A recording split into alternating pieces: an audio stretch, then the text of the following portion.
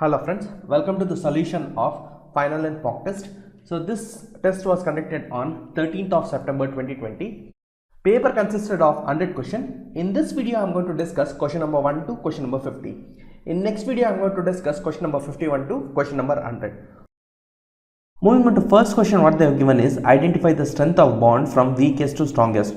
We know that ionic bond is the strongest bond and van der Waals bond is the weakest bond. So van der Waals bond followed by metallic bond followed by covalent bond and then ionic bond. Ionic bond means complete transfer of electrons, but in the case of covalent bond it is sharing of electrons. We know that always sharing creates a problem. So the corresponding option that is going to follow is option B is correct. In the case of metallic bond you will be having pool of electrons which is going to form a bond. Which material is having the highest conductivity? Graphene, silver, silicon, gold. Silicon is a semiconductor, so this one can't be the option. Graphene is the one which will be having highest conductivity, so the corresponding option that's going to follow is option A is correct. Moving on to third question, what they are given is convert the hexadecimal number to base 4 number system. 4 square is 16. 16 means 10, right? So how can I write A? How can I write A? It is 4 2's are 8, 2 is the remainder. So what I should get is for A I will be getting 22, right? For 2 it is 0 2, for 7 it is 1 3, and for C nothing but 12. 12 is 3 0. 4 means it is 1 0. 7 means it is 1 3. FF means it is 3 3. So the corresponding option that is going to follow is none of the above. Moving on to fourth question, what they have given is square root of 1 to 1 equals to 7. Which base value is going to satisfy they are asking. So I can call it as x. So what I will be writing is x square plus 2x plus 1 which is equals to 7, right? Which is under root. Now squaring on both sides, what I will be getting is x square plus 2x plus 1 which is equals to 7 square is 49. So 7 square is 49. 49 minus 1 will be 48. So what I will be getting is x square plus 2x plus, it is minus 48. It is minus 48. So what I will be getting is minus 48. So what I will be getting is x square plus 2x minus 48 which is equals to 0. So the factors of 48 are 8 and 6. So what I will be getting is x equals to minus 8 comma plus 6. So 6 is the valid number. So the corresponding option that's going to follow is option B is correct. Write the complement of a function y equals to a bar b plus c bar d bar plus ef. So we know that how to take complement of a function. First step is we have to take a dual of a function. Now what do you mean by dual of a function? Means wherever you are having a dot, nothing but wherever you are having and replace with or, and wherever you are having or replace with and. So what you will be getting is a bar plus b into c bar plus d bar into E plus F. So this is how you are going to take dual of a function. Next what you have to do is you have to take a complement of a function. Now how you are going to take complement of a function means complement each literal. So what you will be getting is y equals to a plus b bar into c plus d into e bar plus f bar. Nothing but what are you going to do is complement to uncomplement you are going to change and uncomplement to complement you are going to change. So the corresponding option that's going to follow is option B is correct. So this is going to perform parallelly. So it is parallel implementation. So this is parallel implementation. And the corresponding option that is going to follow is option B is correct. Moving on to sixth question, what they have given is a XNOR b XNOR a which is equals to a XNOR b XNOR a they are telling. We know that a XNOR b of XNOR a which is equals to b you will be getting. But if I am performing A XNOR B XNOR A, I will be getting B bar. Is B equals to B bar? No, right? So assertion is wrong. Higher order XNOR gates cannot be implemented using lower order XNOR gates. This statement is a true case. Nothing but assertion is false and reason is true. So the corresponding option that is going to follow is option D is correct. See, if I am talking about XOR gate, higher order XOR gates can be implemented using lower order XOR gates, but XNOR gates it fails. Next question, find the number of prime implicants, essential prime implicants and minimized expression for the following terms they have given, that is f of a b c, which is equals to, let me make use of K map. So what they have given is SOP implementation. First term, like which and all the cells should be 1, it is 1, 2, 4, 5, 6, 7. So let me take inputs as A, B, C. So the values will be 0, 1, 0, 0, 0, 1, 1, 1, 1, 0. Now what I am going to do is I am going to find prime implicants. See, in the case of prime implicants, you go for all sorts of possibility. This is one possibility, this is second possibility, and this is third possibility, and this is fourth possibility. So how many prime implicants are there? There are 4 prime implicants. There are 4 prime implicants. That group which is covered only once, and that is called as essential prime implicants. How many essential prime implicants are there? Essential prime implicants are 2 in number. Now if I want to define the prime implicants, what I will be getting is B bar C is 1 prime implicants, and the second one is A times of C plus this is A times of B plus this is B times of C bar. So you are having 4 prime implicants. Out of this, which is essential prime implicants, that is B bar C plus BC bar is essential prime implicants. Now if I am talking about minimal expression, I will be getting this expression is a compulsory. This one I have to take. That is B bar C is a must, as well as BC bar is a must. And I can go for this grouping. If I am going for this grouping, I will be getting AC. Or one more possibility is B bar C I have to take compulsory, and I have to take BC bar also compulsory. And if I am going for this grouping, what I will be getting? A times of B.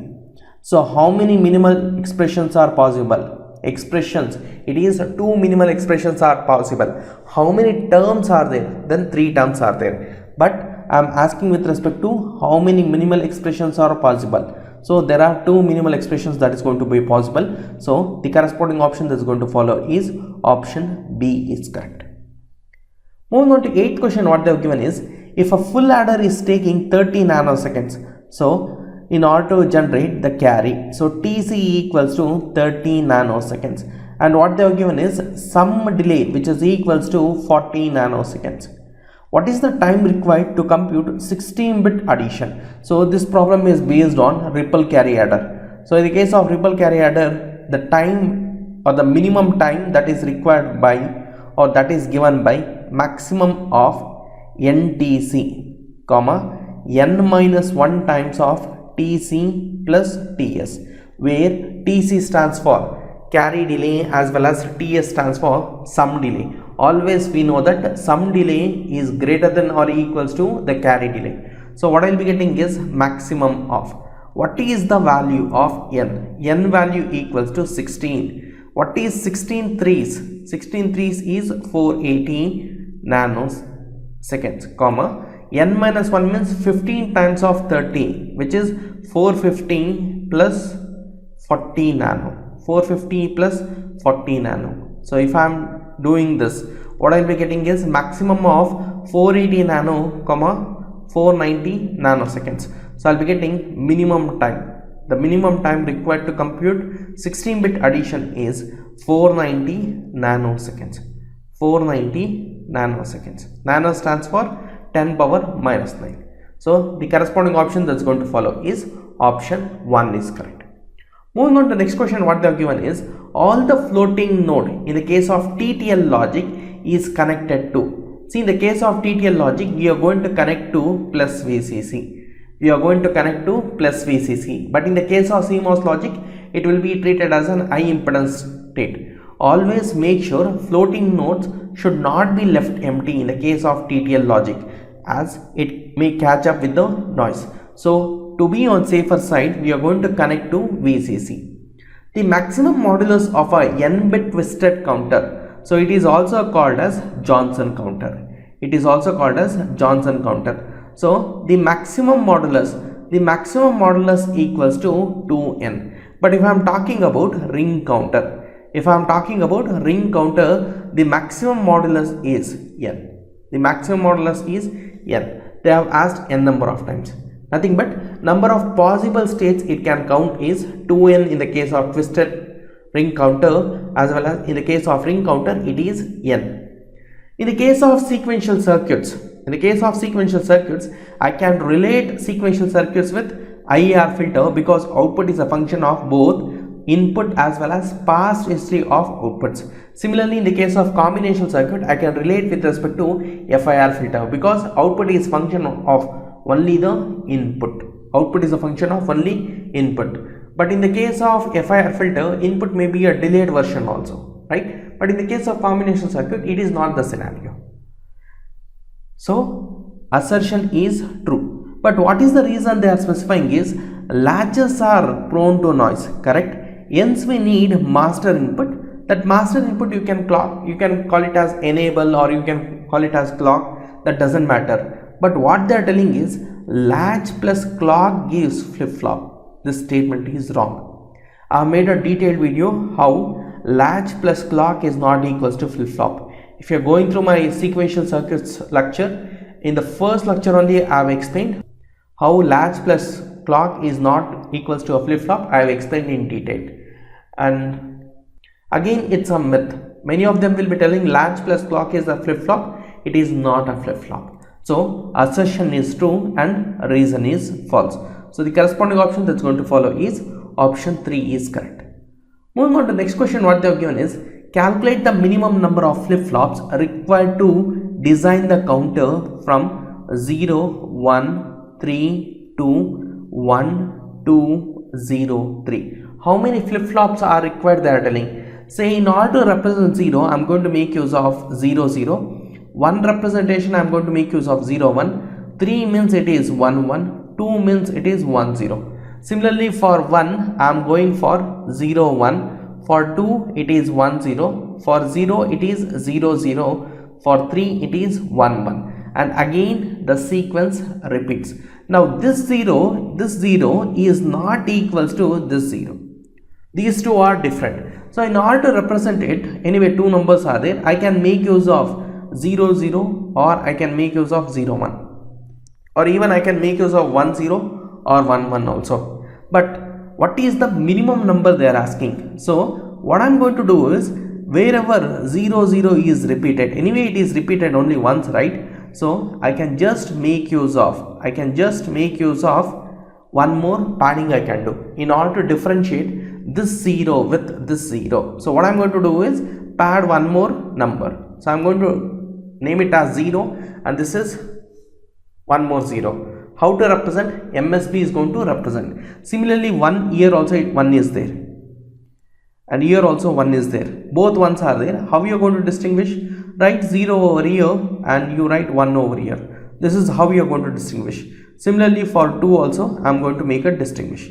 Similarly for 3 also I am going to just make use of one more number. So how many digits are there? Nothing but how many storage elements are there? 3 storage elements. That means number of flip-flops equals to 3. But if you are going for 2 digits representation, it is easy in order to analyze, but you are taking one more flip-flops. Since they are asking with respect to minimum number of flip-flops, you can go for 3 flip-flops. It is more than enough.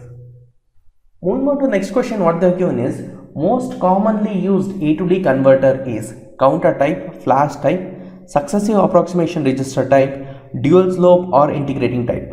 So the most commonly used A to D converter is successive approximation register type. Why we are going for successive approximation register? Because complexity will be less. More complexity is in the case of flasher type and it is the fastest one. But the number of comparators required is 2 power n minus 1, which is a huge value. So we can't afford that much things. And circuit complexity is bulky. So what you are going to do is the best and optimum technique is successive approximation register type. Why we are not going to prefer counter type? Because we are in need of D to A converter. And in the case of successive approximation also we are in need of D to A converter. But in the case of counter type, the error is negative. The error is negative, and dual slope or integrating type, speed is slow. It is 2 power n plus 1 minus 1 times of t clock.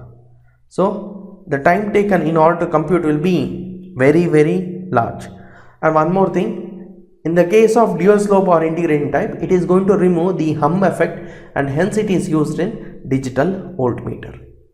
What is the speed in the case of flasher type? What is the speed in the case of flasher type? It is 1 times of t clock. It is 1 times of t clock. Nothing but 1 clock is enough.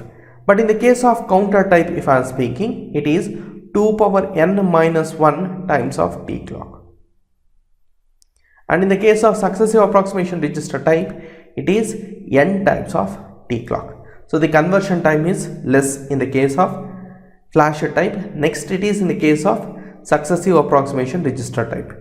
For the circuit shown below, calculate the current through R1 resistor. So they are asking what is the current through this R1 resistor. So how you are going to solve? You can just make use of nodal analysis. If I am just making use of nodal analysis, what I will be getting is this node I can call it as Vx and this node I am going to call it as Vy, right? What is the value of Vx? What is the value of Vx? Vx is anyway it is at 5 volts because this 10 ohm resistor is acting like a redundant. Either you can remove this 10 ohm or you can write as it is, that doesn't matter. So what you will be getting is Vx, sorry, this is Vy, right? And Vx value equals to 5 volts. So what I'll be getting is, applying nodal analysis at Vy, what you'll be getting is Vy minus 5 divided by R1. What is the value of R1? It is 3 plus Vy divided by 3 minus 5, which is equals to 0. So what I'll be getting is Vy minus 5 plus Vy minus 3 5's 15, which is equals to 0. What I am getting is 2 times of Vy, which is equals to 20, or Vy equals to 10 volts. Vy I got equals to 10 volts. Now what is the voltage drop across this resistance R1? That is, on the left side you are going to connect 5 volts, on the right side you are going to connect 10 volts. So the difference voltage is 5 volts. What is the current through this R1 resistor? That is 5 divided by 3, which is equals to 2.66 amperes. They are not asking whether the current is flowing from left to right or right to left. So don't worry with the things. The corresponding answer that is going to follow is 5 volt, 2.66 amperes. Nothing but option 1 is correct. Moving on to the next question, what they have given is, for the circuit shown below, calculate the resistance across AB. Calculate the resistance across AB. This problem would have been correct. This problem would have been correct if I have given this B terminal over here, right? But actually while framing the question, I just made a mistake. Actually I thought 5 ohm will become a redundant kind of thing because it's a balanced Wheatstone bridge. But again, you are taking a measurement over here. So when I am taking a measurement over there, what I'll be getting is AB. So the resistance, looking at this end, it is RAB. So what is the value? 6 ohms, and you are having this 2 ohms, and this 5 ohms will be, sorry, this 4 ohms and 12 ohms is in series. That one will become 16 ohms. That one will become 16 ohms. So what is the equivalent value? What is the equivalent value? So the equivalent value will be, a resistance when it is in parallel.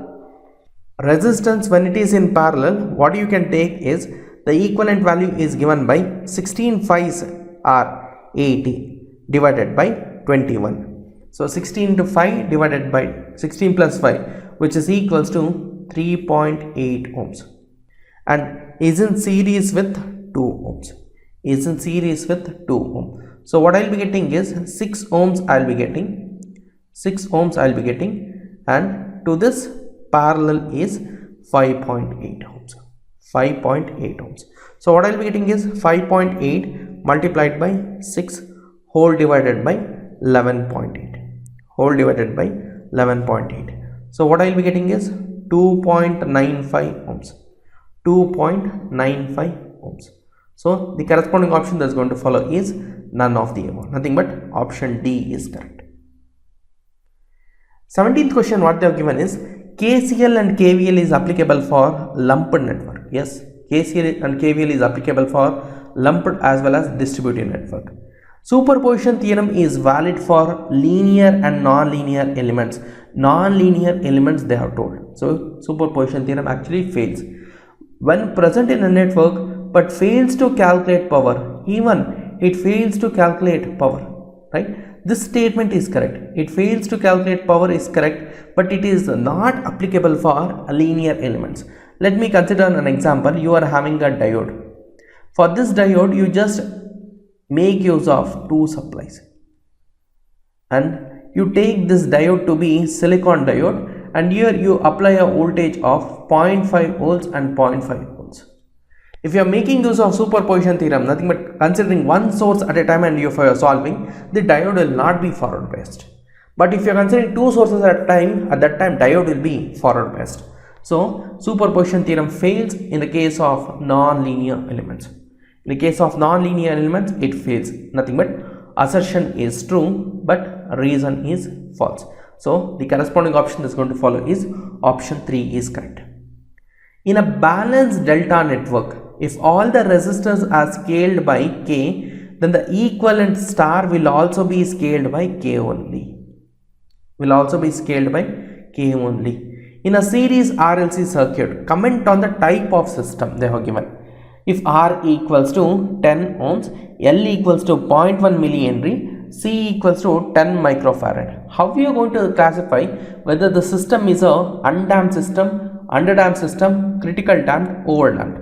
How you are going to take is make use of damping factor, that is zeta. Zeta is given by R by 2 into under root of C by L, which is equals to 10 divided by 2 into under root of 10 micro whole divided by 0.1 milli whole divided by 0.1 milli. So if I am converting into micro, what I am getting? 10 micro whole divided by 100 micro. 10 micro whole divided by 100 micro. So what I will be getting is 5 divided by root 10. Root 10 value is how much? Root 9 is 3. 3 point something. 5 divided by 3 point something is greater than 1 only. So I will be getting zeta is greater than 1.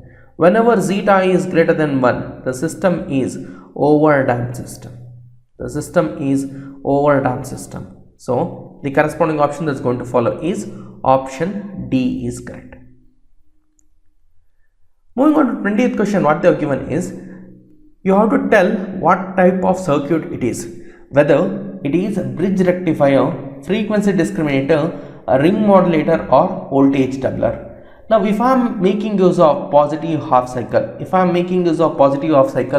this diode will be forward biased. At that time this terminal is plus, and anyway this diode will be reverse biased. So you are having positive peak over here, nothing but Vm you will be having over here. But during the negative half cycle, what you will be having is this diode starts conducting. And you will be having Vm over here. So at that time, what is the difference in voltage? That is Vm minus of minus Vm. So what you will be getting is 2 times of Vm. So that is nothing but voltage doubler. So this circuit is acting like an voltage doubler. But ideally if I am speaking, it is voltage doubler. But practically if I am speaking, it is not voltage doubler. Because if you are connecting a load, what is the thing that is going to take place means, say suppose if the load is of a resistor, then the capacitor will try to leak through the resistor. Nothing but charges will get leaked. At that time, it will not be behaving like an voltage doubler. It will not be behaving like an voltage doubler. So the corresponding statement that is going to follow is option D is correct. Symmetry condition for T parameters, it is A equals to D. If I am talking about Z parameters, what is the symmetric condition? Z11 equals to Z22. Similarly, if I am talking about Y parameters, it is Y11 equals to Y22. Similarly, if I am talking about H parameters, it is H11 into H22 minus H12 into H21, which is equals to minus 1, which is equals to minus 1. So in the case of H parameters, what and all the things you will be having, you have to write. Moving on to 22nd question, what they are given is, write the equivalent Y parameter. If they are given the T network, the simplest form is you can find Z parameters, or this is converted, this is in the form of star network. You try to convert in terms of delta network, then easily you can find Y parameters, right? So what I am going to do is I am going to find Z parameters. I am going to find Z parameters first. Now, what is the equivalent Z parameters? What is Z11? Z11 is port 1 impedance, that is 5. Port 1 to port 2, what is the impedance you are seeing? That is 3 ohms. Port 2 to port 1, what is the impedance you are seeing? That is 3 ohms. Port 2 to port 2 impedance, how much? 4 plus 3 is 7. Right? So this is equivalent Z parameters. If I am finding what is det of Z, so what I will be getting is 7 5 is 35 minus 3 3 is 9, 35 minus 9 will be 26. So on solving, in the case of Y parameters, what I will be getting? I1 and I2 is an dependent parameters which will be depending on V1 and V2. How it is depending? Y11 V1 plus Y12 V2. Similarly, I2 equals to Y21 V1 plus Y22 V2. Right? So in the case of Z parameters, it is V1 equals to Z11 I1 plus Z12 I2, and V2 equals to Z21 I1 plus Z22 I2. So on solving that, what I will be getting is Y11 equals to 7 divided by 26 I am getting. Y12 should have a negative sign, that is minus 3 divided by 36 you will be getting. So the suitable option that is going to follow is option B is correct. You can solve this problem with the help of star to delta conversion, or first find Z parameters. Try to find Y parameters with the help of Z parameters. So interconversions are important, you have to go through it. Calculate the power delivered by 30 volts 2 ampere source they are telling. So what is the current through this 30 volts we have to find. Now this 30 volts is applying exactly on parallel across 6 ohm. So 30 divided by 6 will be 5 amperes. 30 divided by 6 will be 5 ampere. This current source is giving only 2 amperes. So this voltage source has to give 3 amperes. So the power is actually getting out. Nothing but the power is calculated based on voltage multiplied by current, that is 30 into 3, which is equals to 90 watt, which is equals to 90 watt. Similarly, if I am talking about power in the case of current source, power in the case of current source, which is equals to I square times of R or V times of I. What is the current value? It is 2. What is the voltage? Voltage across it is 30, which is equals to 16 watt, which is equals to 60 watt. So can I tell this 30 volts and 2 amperes are delivering the power? So this 30 volt source as well as 2 ampere source, they are delivering the power or delivery of the power. But if I am talking about 6 ohm resistor, it is absorbing the power. What is the power absorption in the case of 6 ohm? It is I square times of R, which is equals to 5 square times of 6, which is 25 into 6, which is equals to 150. Now if I am talking about power delivering, is it delivering the power? No, it is actually absorbing the power. It is actually absorbing the power, right? This is what Telegrand's theorem says. Power delivered, which is equals to power absorbed, or power delivered minus power absorbed, which is equals to 0. What is the delivery power? Which is 90 watt plus 60 watt and minus 150, which is equals to 0. Nothing but voltage source and current source is giving out, and the resistor is taking the power, right? So the corresponding option that's going to follow is option 1 is correct. Alternating current is similar to drift current, diffusion current, displacement current, none of the above. If I am talking about DC, it is drift. If I am talking about alternating current, it is displacement current. It is displacement current. Nothing but each adjacent electrons will collide. This electron will try to collide the next adjacent electron, and next electron will be colliding the adjacent one, and thereby you will be getting a AC signal. You will be getting an AC signal because of vibration. Identify the wrong statement. A signal shifted towards the left or right. What is the thing that is going to happen? Say suppose the signal is between -1 to +1, -1 to +1. If I am shifting by, say suppose left shift by 1 bit, so what I will be getting is the signal will be now at -2, -1 and 0, right? If I am shifting towards right, I will be getting 0, I will be getting 0, 1, 2, right? Now what you are getting is, if you are just shifting, if you are performing shifting operation, mean changes, but variance remains same. So the corresponding option that is going to follow is option B is correct. Practically, what type of sampling is preferred? Undersampling? No. Why you are not going to prefer undersampling? Aliasing will occur. Why we are not going to make use of Nyquist sampling means it is verge of sampling. Verge of sampling. And if you are going with the Nyquist sampling, you will be getting a frequency spectrum which is like this. You will not be giving any guard band and all, right? Any noise interference is there, the signal gets distorted. So we are going to make use of oversampling. We are going to make use of oversampling. That is option C is going to follow. To overcome intersymbol interference, instead of rectangular pulse, in the case of rectangular pulse, if you are going, then there will be a pulse spreading.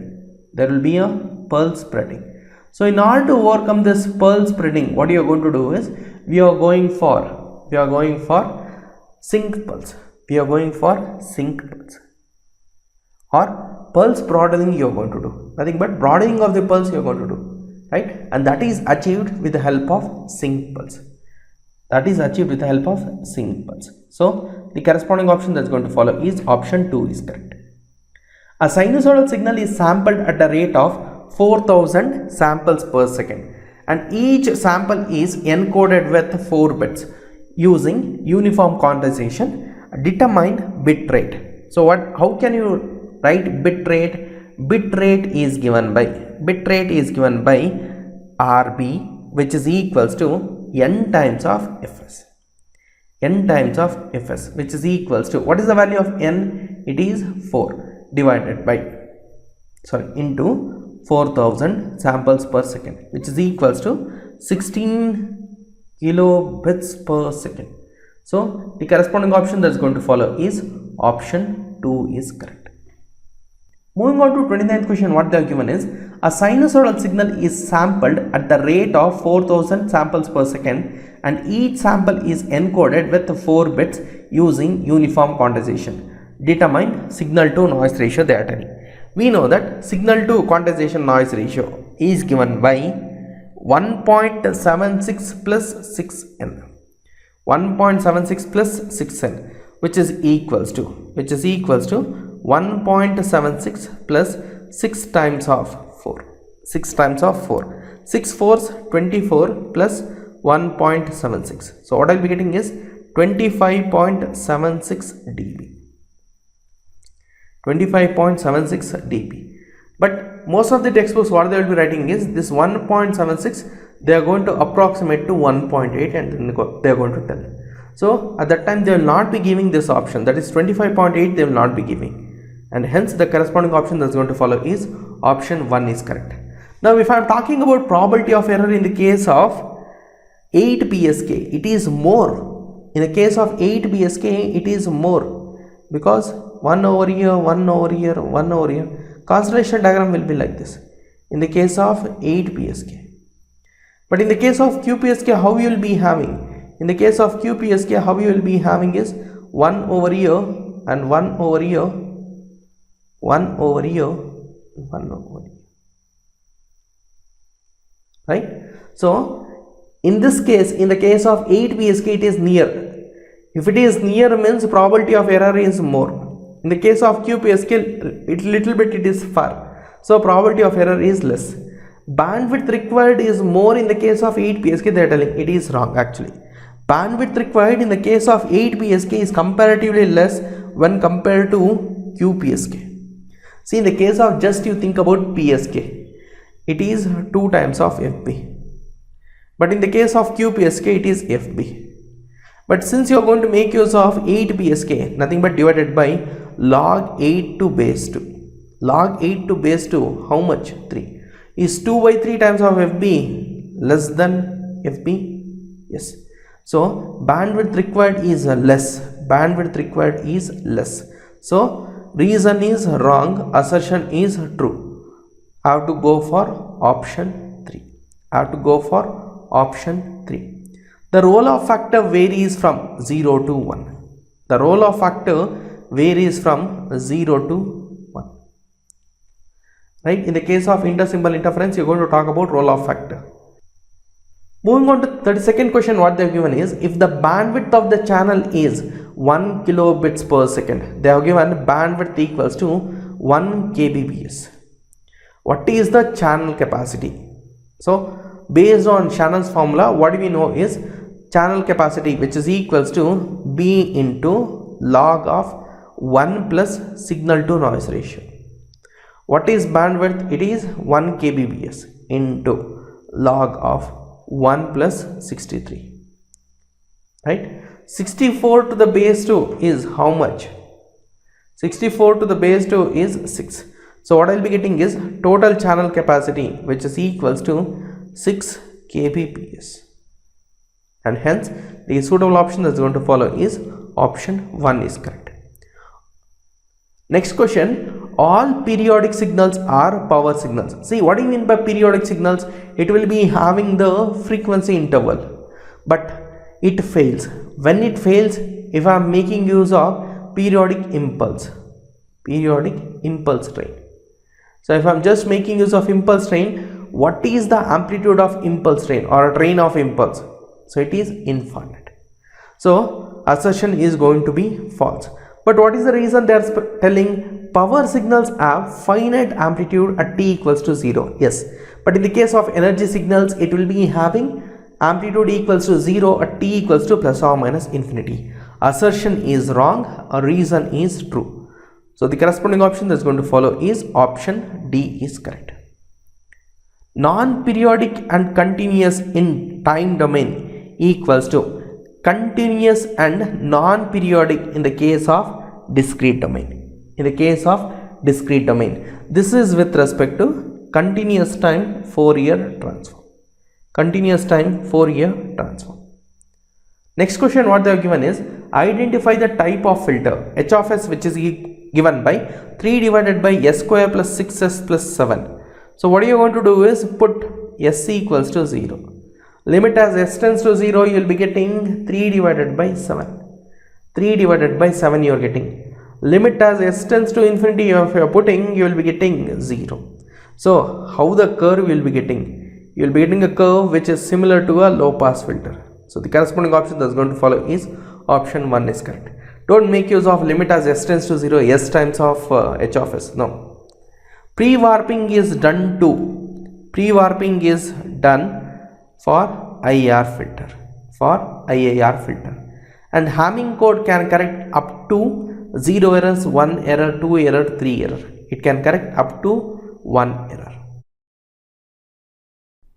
Moving on to 38th question, what they are given is, for a short dipole lambda by 15 long, find the efficiency if the loss resistance equals to 1 ohm they have given. So we have to find what do you mean by radiation resistance.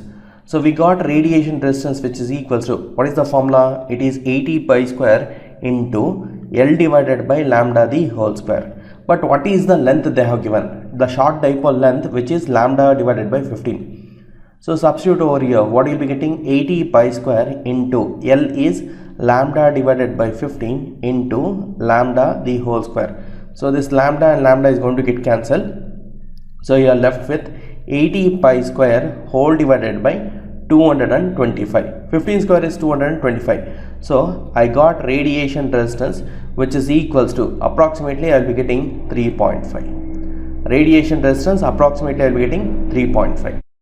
Now if I am talking about efficiency, efficiency is given by R radiation divided by R radiation plus RL, nothing but loss resistance you have to take.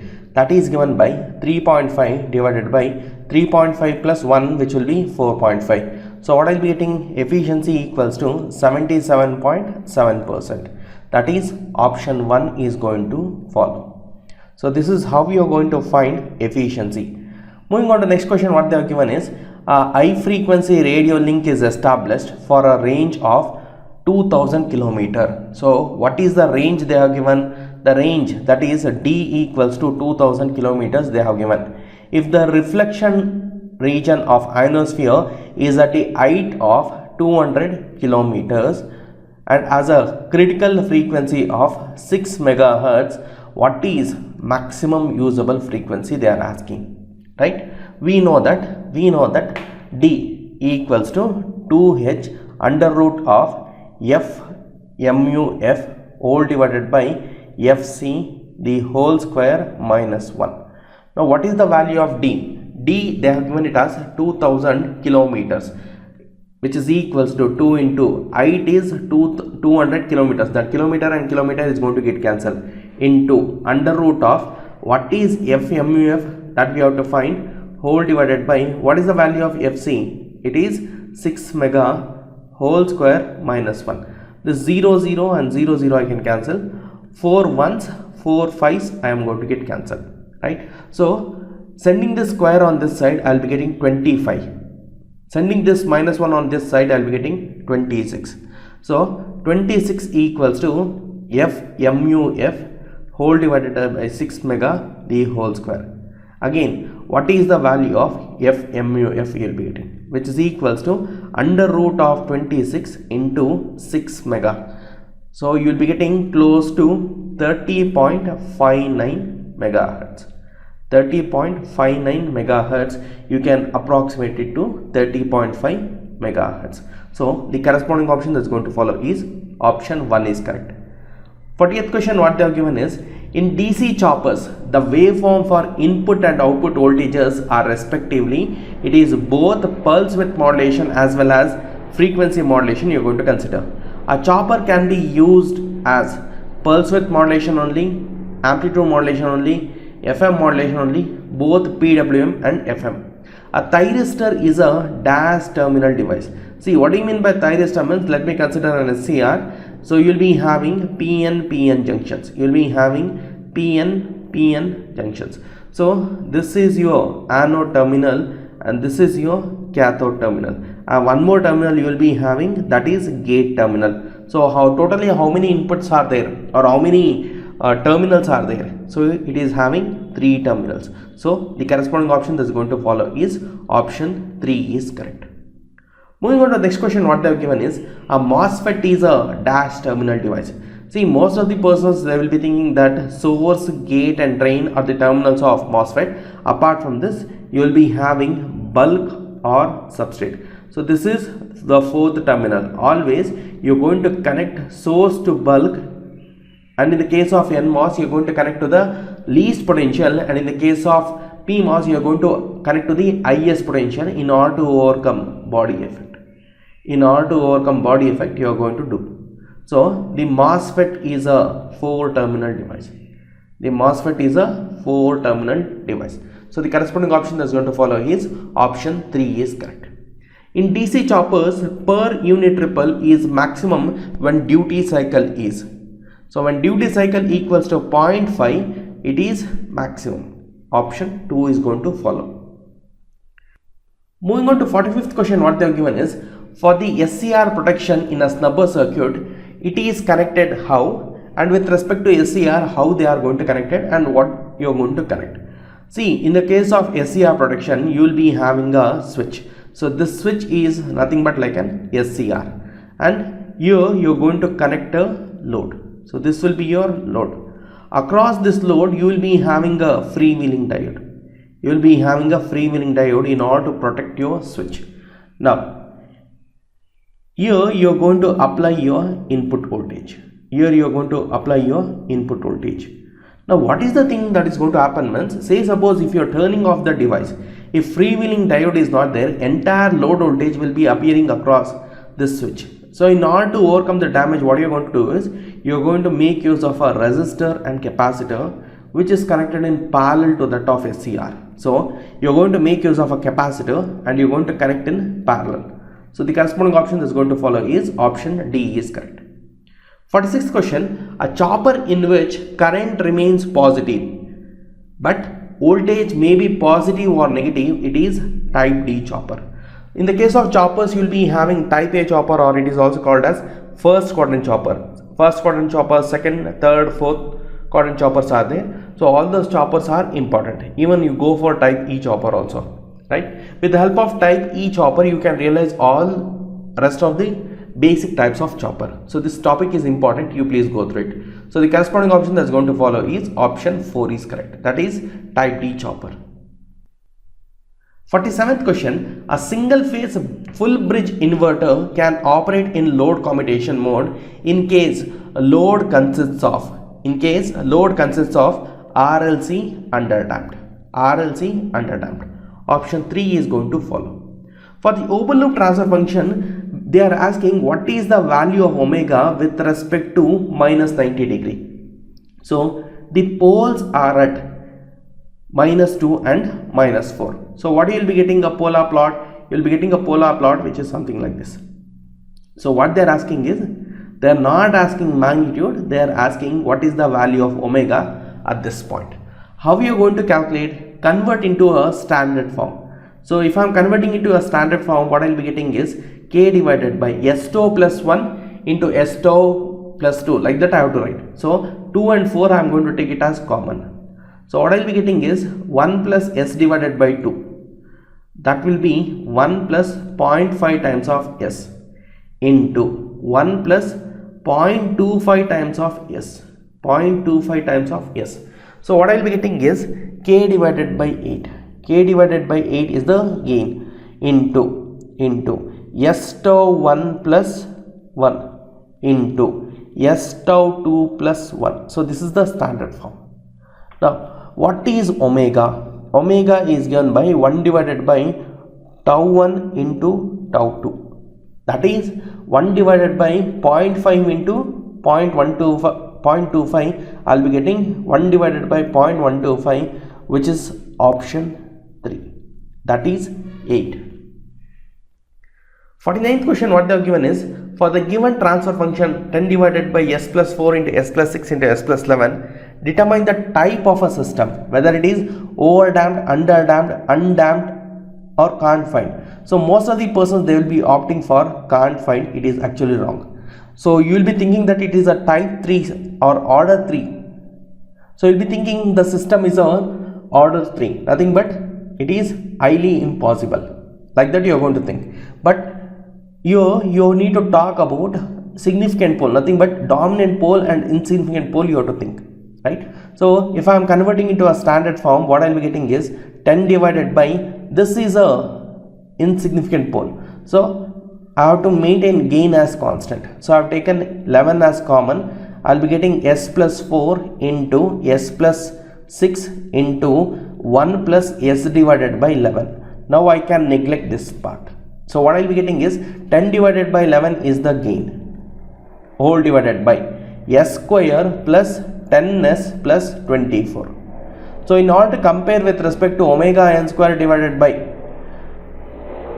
s square plus 2 zeta omega ns plus omega n square, what I am going to do is multiply and divided by 24. So this 10 divided by 11, I am going to call it as k. So if I am comparing with the standard expression, what I will be getting is omega n, which is equals to under root of 24. So can I tell it is less than 5 only, right? Similarly, 2 zeta omega n, 2 zeta omega n equals to 10, or I will be getting zeta omega n, which is equals to 5. So what is the value of zeta? So what is the value of zeta? Zeta, what I will be getting? 5 divided by omega n. But omega n is less than 5. So I will be getting zeta greater than 1. I will be getting. I am getting zeta greater than 1. Zeta greater than 1, can I tell it is an overdamped system? Hence option 1 is going to follow. And if they are giving like order 2 system or order 3, order 4, at that time you need to talk about the significant pole as well as dominant pole. If the pole is an insignificant, try to neglect that one, maintaining gain as constant. And if it is like s plus 2 into s plus 3 into s plus 4, at that time you can't find the type of the system. At that time what you have to do is you have to go for some other analysis. But those kind of questions they will be not asking in the exams. So the suitable option that is going to follow is option 1 is correct. Now for the same question what they are asking is determine the delay time. Determine the delay time. So what is the value of zeta you got? Zeta value is greater than 1 you got, right? What is the delay time? Delay time formula is 1 plus 0.7 times of tau all divided by omega n. So on substituting this, what you will be getting is 0.35 seconds. So in this video we have discussed question number 1 to question number 50. In the next video I am going to discuss question number 51 to question number 100. If you have followed the solution video, please give it a big thumbs up. Also share this video with your friends and don't forget to subscribe to my channel Craving Gyan. All the best for exams. Thank you.